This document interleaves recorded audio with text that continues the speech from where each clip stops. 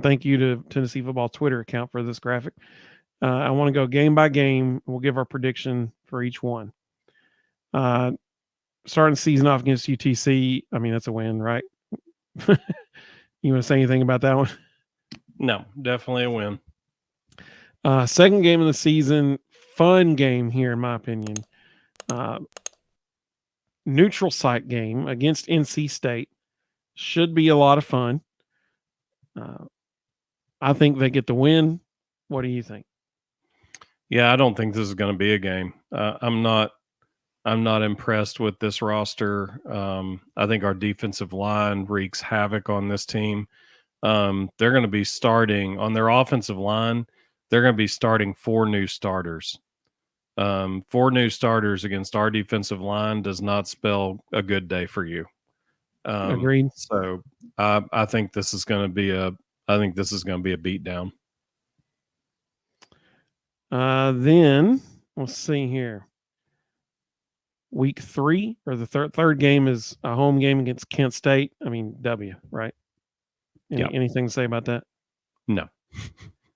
All right. Now, fourth game of the season at Oklahoma. First true road game for Nico. How do you see it going down? I said it a minute ago. Dylan Sampson and Squirrel White. I think we're going to see those two guys have big days. And I'm not so sure this is going to be a close game. Oklahoma's going to have to prove to me that they've brought all this together, because there's a lot of moving parts. There's a lot of change, and there's a lot of new guys trying to learn these systems. So I'm glad that this game is at the beginning of the season, because Oklahoma is still going to be figuring out a whole lot of stuff. They're all going to be getting used to each other still. I'm glad that's the case. Otherwise, I'd be really concerned about this, and partly because it is Nico's first true road game. I mean, when he played in the bowl game against Iowa, I mean, that crowd was easily over 50% Tennessee fans. It's also going to be way louder in Norman than it was in the bowl game against Iowa. So I think Tennessee's offensive style and the fact that they go so fast will help him will help him be less impacted by the crowd noise, because it's just a let's go get it, that kind of thing. But I also think that the in-ear communication, this is what time when it could help him, because Heupel can be talking to him without the, I mean, he can hear the guy in his ear, no matter how loud it is in the stadium. So that's going to be helpful in that game. So I do think it's very close. I could even see an overtime win, but I do think Tennessee wins that game. The other thing I would say here, we've already said it. Oklahoma's going to have 5 new starters on the offensive line. The 3 games before this are Temple, Houston, and Tulane. Okay. I think those 5 new offensive linemen, let's be real, Temple, Houston, and Tulane are not going to put pressure on them. Yeah, they're not going to see anything like Tennessee's defensive line. Right. So I think those 3 games could actually create a false sense of security for them. And they're going to show up and see Omari Thomas and some of those guys and be like, did these dudes eat the Tulane defensive linemen? Like, where'd this come from? Omar Norman Lott, James Pierce Jr. Yeah. Elijah Simmons. I think our defensive line is going to live in that backfield during that game. So coming off that game, we have a bye week, and then we go right back out in the same direction geographically to Arkansas. Now, historically, we all know Tennessee-Arkansas is always a good game. I mean, what was it? 6 overtimes? I can't remember if several. That was a decade ago now, but yeah, it's always a good game. When I first looked at this schedule, I was like, they're going to lose one of those 2 games, back-to-back road games, but I really don't think they're going to lose to Oklahoma. And Josh Heupel has proven over and over that his teams are really, really good coming off a bye week. We've seen that now repeatedly, even while he's been at Tennessee. So it's hard to not pick Tennessee against Arkansas, and I think they beat Arkansas. What do you think? I don't I don't think this is close. I think Arkansas is really bad. I don't see this being a game at all. Um, I mean, Sam Pittman's already squarely on the hot seat, and the season hadn't even started. Um, I don't see this being close. They come back home the very next week. We have a night game against Florida. That'll be fun. Hadn't had that in a while. Have a night game against Florida with a Manning cast going. It's going to be such a fun game. And gosh, I just really don't like Florida. Like I want them to beat them by like 30 something points. I don't think it'll be that much. I think they beat Florida. Listen, it's always a tough game against Florida. As long as they win, I'm happy. But I do think it'll be probably like a 7 or 10 point victory at least. I'd really like it for it to be a 14 to 17 point victory. But I do think they beat Florida. But it'll be a tough game because it's Florida. What do you think? I think it'll be a tough game early, but I mean, we've talked about it repeatedly. Florida's playing a horrific schedule. Their defense is not going to be good. They're just going to be really bad. So I could see them keeping it close early, but I think over the course of the game we pull away and probably win pretty handedly.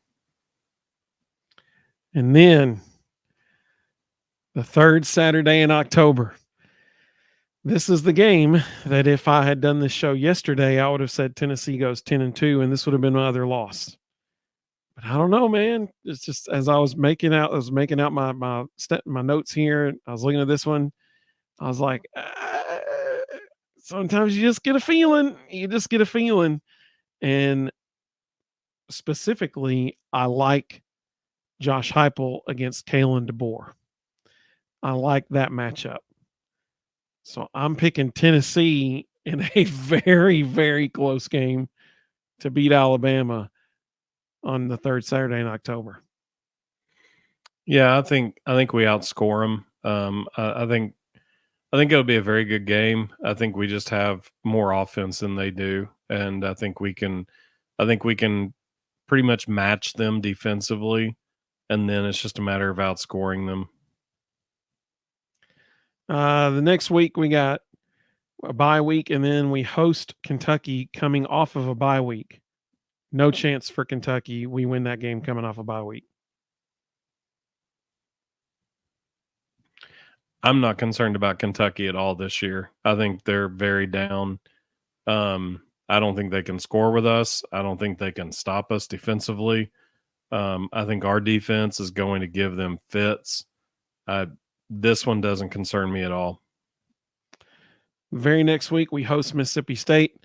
I would expect to see a lot of quick slants and stuff like that from Mississippi State just to get the ball out of the quarterback's hands because our defensive line is going to live in that backfield. Yeah. That will not be a fun game for their running backs or their quarterback. That is not going to be a fun game for Mississippi State. I think we beat Mississippi State pretty handily, actually.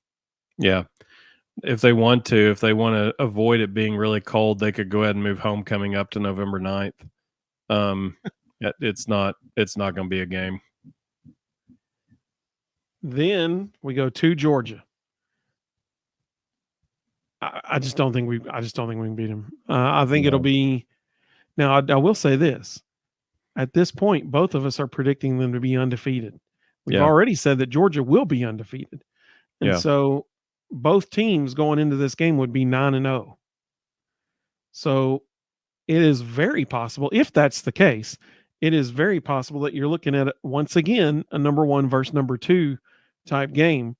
The college football playoff rankings will be released by this point as well.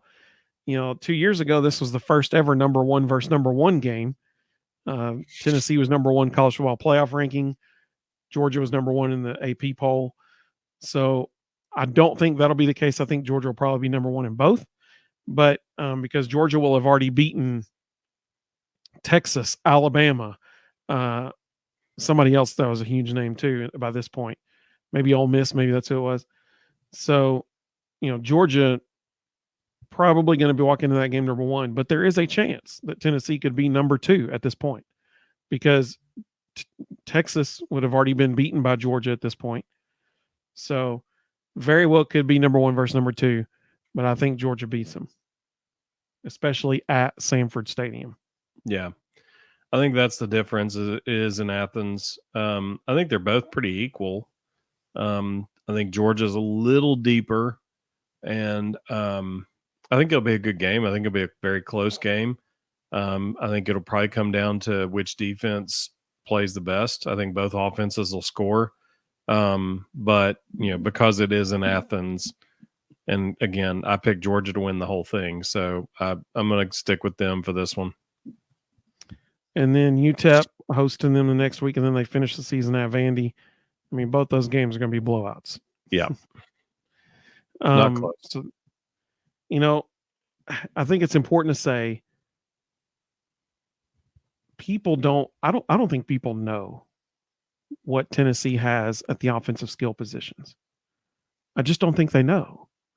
At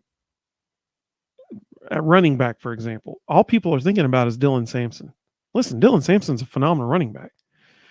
He's, I think, the all-time leading rusher in high school in the state of Louisiana. The guy is a fantastic running back, but he is not the only guy we got back there. They're 5 deep in the running back room. They have a lot of talent back there that's just waiting to hey, how can we get the ball in their hands kind of situation. That's going to be a phenomenal group. Wide receiver, the only person, maybe 2 that I've heard talking about it was the Josh Pickle, or JD Pickle, what's his name? Is it JD Pickle for 247 or On 3, whoever? Yeah. He's the only guy that I've heard talk about. Oh, it's Josh Pate and JD Pickle. That's what it is. Right. So JD Pickle, he's the only guy who's talked about Tennessee's depth at wide receiver. Josh Pate mentioned it a little bit in one of his videos, but people just aren't talking about that. They have more depth. Let's be clear. This is the best roster Josh Heupel has had since he's been at Tennessee. Look at what he did in 2022. This is his best roster. Now, granted, he had Hendon Hooker in 2022. But in theory, he's got an even more talented guy right now in Nico Iamaleava. He just doesn't have the experience as Hendon Hooker yet. So we do have to put a big asterisk next to that 11-1, because there is one position that we don't have depth, and that's quarterback. If Nico goes down, line. Yeah, I think we're better there than people realize. If Nico goes down, we're an 8-14. Yeah, that's fair. Absolutely. So assuming everyone stays healthy, it is really hard not to like this Tennessee team. Yeah. And I just don't think people know what they have. And I think that's why Heupel and company were strategically very quiet in the media days.